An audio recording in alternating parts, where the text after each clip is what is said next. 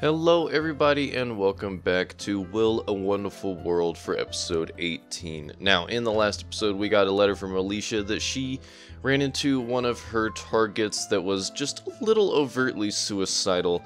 And then we got some new letters here, one for Alicia and then one more for Lee Win. Now, if I remember correctly, the target in mention was named Lin Wei, which is very, very close to Lee Win.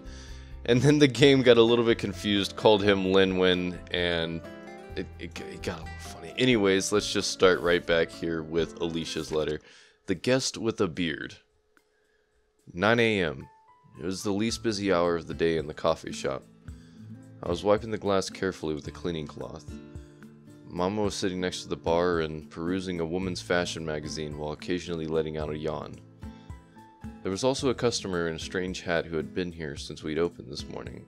He put out his 8th cigarette in the ashtray, put down an adult magazine that he had brought with him, left his booth, and went into the guest restroom. There was no one else in the shop but the three of us. I had left Ray half a month ago. I didn't know where else to go, so I came back to Maple House. It still had the same decorations, but not the same people. Raj had gone back to India. Hang had become a legal resident and gotten married. On my first day back, I had told Mama everything about being auctioned off and abused. Oh, so that still happened, and then she just went off somehow and became a freaking special agent. Okay. I'm glad they at least explained it and gave me some backstory finally as to what happened there exactly. But I left out everything related to Ray. Mama was crying so hard that his entire face was wet. He hugged me so tight and told me of course I could come back and I could stay here for as long as I wanted to. I tried to get back to a normal life. I wanted to save up a little more money so that I could bring Carlos over to live with me. Ring ring. A middle-aged man with a thick beard had just walked in.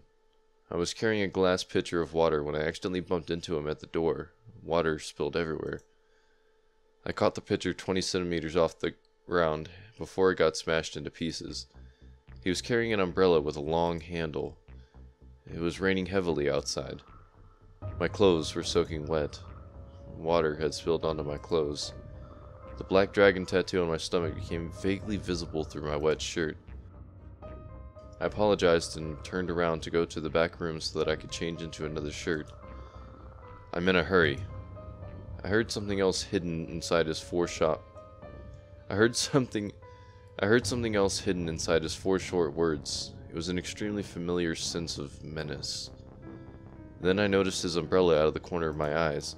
I didn't suspect anything earlier because of the rain, but now I realized that his umbrella was completely dry. I ducked down and sprinted to the kitchen. Multiple deafening gunshots erupted behind me. The meticulously painted walls were littered with holes made by a shotgun. I dragged Mama into the kitchen. His fake eyelashes had fallen off. There was nothing but a bloody hole left where his eyeball used to be. Oh. So Mama's dead? Now? Holy shit. Wow, shit went south very quickly in this episode. His and my blood were spreading all over the floor. Oh, both of them got shot. Suddenly, I heard a flush come from the restroom outside, and nothing else. He was so confident that he wouldn't even bother coming in to make sure that we were dead. The bearded man must be coming after me. He couldn't be here for any other reason but revenge. I had made a mistake. I shouldn't have come back. I should not have expected to lead a normal life. My mind was becoming cloudy. Mama, I'm so sorry. It was all my fault. Alicia. Well, the past came back to haunt her. Very curious exactly what we're going to change around there. Maybe completely change that this other person is a hitman. Or another agent, you know, with a different gang or whatever. Maybe they're just going to be a normal customer. I'm assuming is what is actually going to change. I opened my eyes. I saw a white ceiling. I saw white walls. I saw white blankets and beds. And I smelled the strong odor of detergent. How did I end up in the hospital? It was very late. There was no one in the hallway. I found the nurse station and asked for my record. It said I had gastritis. I never knew gastritis could make someone pass out. The nurse told me that I was mostly fine and I just needed to take my medication for a couple more days. But it was already too late to be discharged today, so I'd have to wait till tomorrow. She also mentioned that it was a middle-aged man who had brought me in. A middle-aged man. Could it be him? Probably not. There were plenty of middle-aged men out there. Since I was mostly fine, I decided to go home anyways. I couldn't stay on the side of the hospital for one more minute. I had too many bad memories of being in a hospital. A young man was standing at the hospital entrance, looking down at the ground. Maybe he was feeling down because a family member had been sick too. I walked towards the subway station. At the last crossing, the lights had just turned from green to red. I saw two people sitting next to the window in the coffee house across the street. Two very familiar people. Miss Yang and him. I stepped forward without even realizing it. I had forgotten about the red light. A truck charged directly at me from the side. Its headlights had blinded me. My entire body was swallowed by the light beams. The truck didn't stop after hitting me. I had been lying in the street when someone found me. It happened to be the same young man who had been standing in front of the hospital earlier. I was brought back to the hospital, but this time I wasn't mostly fine. I probably wouldn't survive the night. I realized that I had so many regrets. Why couldn't I tell him how I truly felt? Why would I always have to be torn apart from the most important people in my life? Lee Win. Well, we're gonna make things a little bit better for you, Lee Win. Hopefully at least not fucking die. Let's see. Oh, I don't... I didn't mean to hit okay. I meant to just drag through here. So there's nothing on the left. Not exactly sure what this is going to change, but putting... It was raining heavily outside, and then my clothes were soaking wet on the left side. Maybe... I don't know. I really don't know what's going to change for her. For Alicia, things might change just a little bit. He was just carrying an umbrella, so maybe he won't try and kill her. Or he won't see the tattoo, maybe. And he won't know it's her that he needs to kill. Because she won't be wet. I apologized to the guest who had just come in, showed him to a booth, and poured him a cup of coffee. Then I went back to the door and started cleaning the wet floor. I heard a flush come from the restroom. The guest with the hat walked out. He walked past the new guest booth and went back to his own. He took a night cigarette out of his pack and put it into his mouth. Then I noticed a flame pop up near the end of the cigarette. I walked over with a carafe, leaning over and refilled his mug. I whispered into his ear, "Excuse me, but this is a non-smoking establishment." If he were a fellow hitman, he would have understood. The guest with the hat heard my words, nodded gently, and put the cigarette back into the pack. The menace that had been brewing in the air suddenly dissipated. The bearded man kept glancing over at us the entire time. He wasn't a regular guest either. The dagger under my skirt was ready to be unsheathed. Our eyes met. Then I saw him raising his right hand with the umbrella, which had been hanging from the table earlier. He pointed it at the guest with the hat and me. I had never suspected that the umbrella would be his weapon. The guest with the hat reached for his cigarette pack, but it was already too late. Multiple deafening gunshots erupted. Why was he reaching for his cigarette pack? How's that gonna stop a gunshot? I'm not exactly sure what he was expecting to happen there. Dozens of bullets went through our bodies. Blood and flesh went flying off of us, painting the shop a bloody maroon. Well, Alicia got blown the fuck away. Alright, I'm gonna have to mess with those a little bit more. I was drenched in sweat because of the nightmares. Well, now that my clothes were already wet, I decided to just go home in the rain. I walked into the heavy rain. I walked towards the subway station. At the last crossing, the lights had just turned from green to red. I saw two people sitting next to the window in the coffee house across the street. Two very similar people. Or familiar, rather, not similar. Miss Yang and him. I stepped forward without even realizing it. I had forgotten about the red light. Okay, well... So she still died.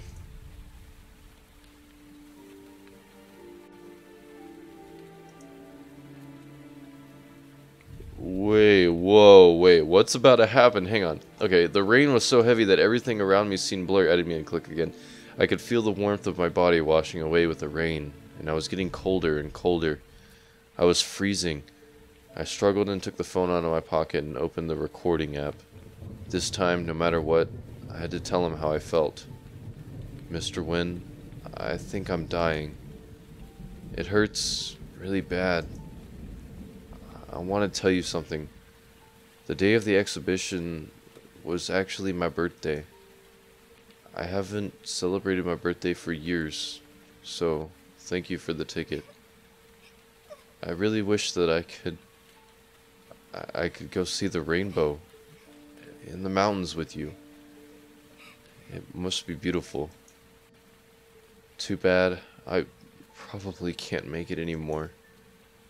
I want to leave you everything I have in my apartment. There are still many boxes of chocolate milk left. Don't let them go bad, please. I'm sorry, I know this is a very serious moment, but come on, Lee Win. Are you really that worried about your chocolate milk? I really liked your sketch. I was only kidding last time. And the phone fell out of my hand, and it kept recording the sound of the rainfall. Wow.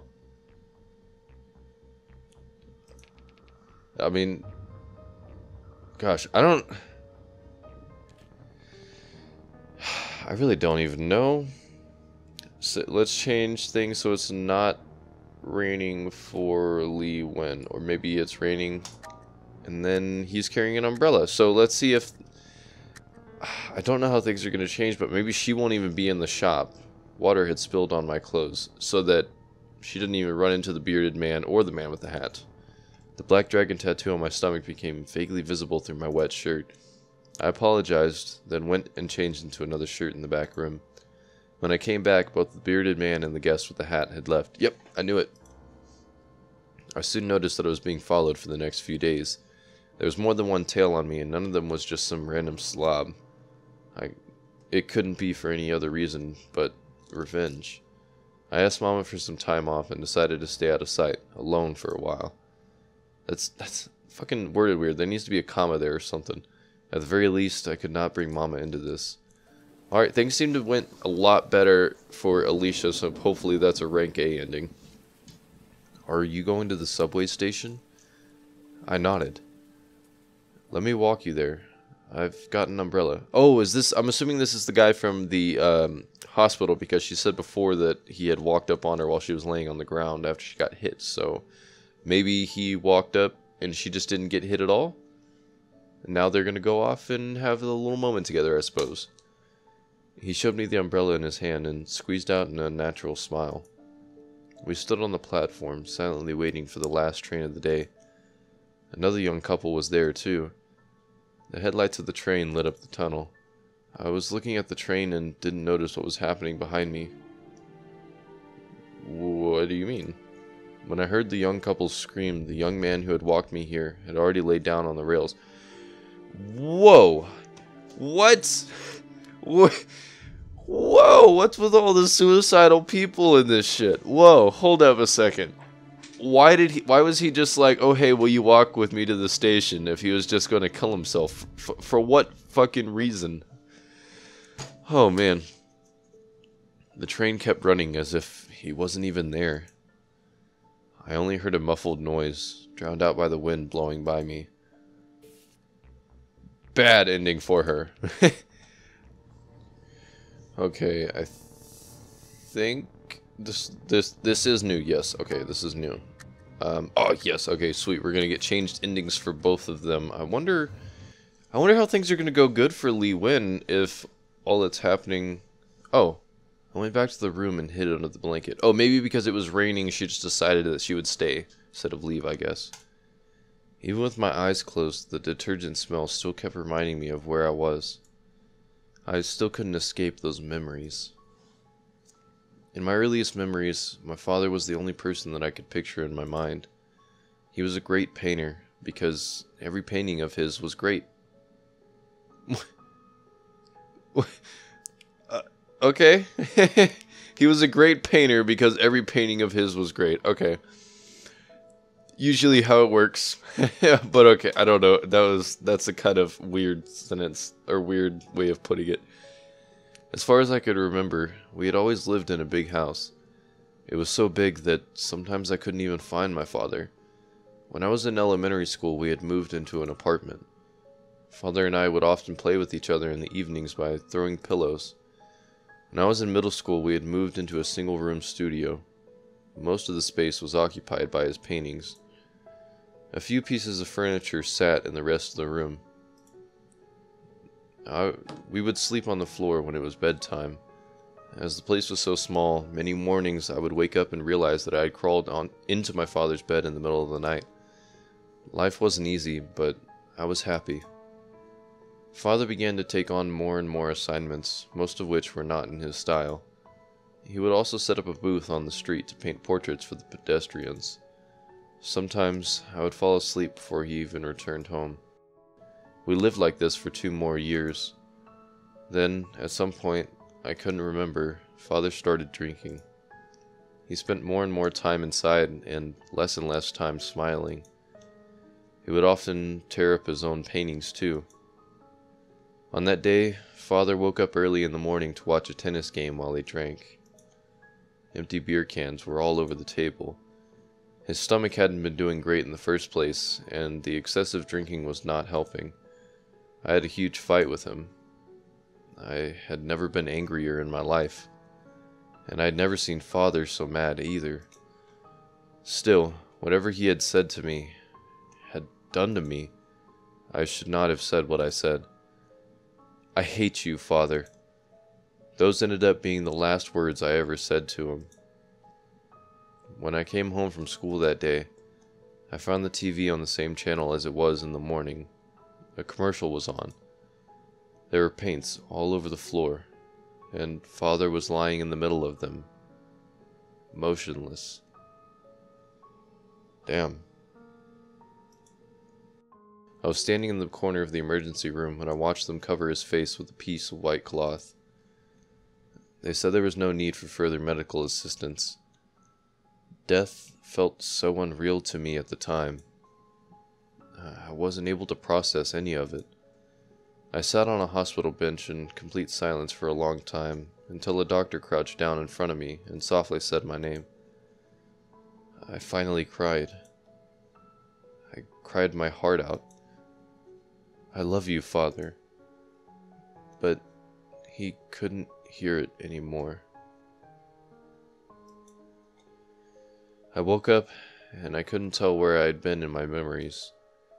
The boundaries between nightmare and reality had been blurred by my tears. I sat up on the hospital bed, sobbing uncontrollably. If only everything had only been a nightmare. A wrinkled blue jacket that smelled like paint was placed softly over my shoulders. He had come in without me knowing it. He didn't say anything, just quietly put his arms around me. We sat there like this, until the sun came out. Aw, well, things went a lot better for her. Water had spilled on my clothes. The black dragon tattoo on my stomach became vaguely visible through my wet shirt. I was about to apologize when I noticed the umbrella in his hand. Something was not right. It was a sunny day outside. He was here for me. I jumped behind the bar, pulling out the gun Mama had hidden underneath. Multiple deafening gunshots erupted outside the bar. The meticulously painted walls were littered with holes made by a shotgun. Mama was hunched over his magazine, and his fake eyelashes had fallen off. Oh, so Mama's still gonna die? Why, dang it. There was nothing but a bloody hole where his left eyeball was supposed to be. Ugh. I stood up behind the bar and aimed at the visitor. Sweat, tears, Blood and my makeup were smeared all over my face. Suddenly, I heard a flush come from the restroom. Ooh, sorry about that. I had a doozy of a sneeze. The door opened quietly, and a thin silver thread flew across the air and went through the forehead of the bearded man before my bullet could. The thread morphed into a needle and pinned itself on the daily special menu on the wall. What?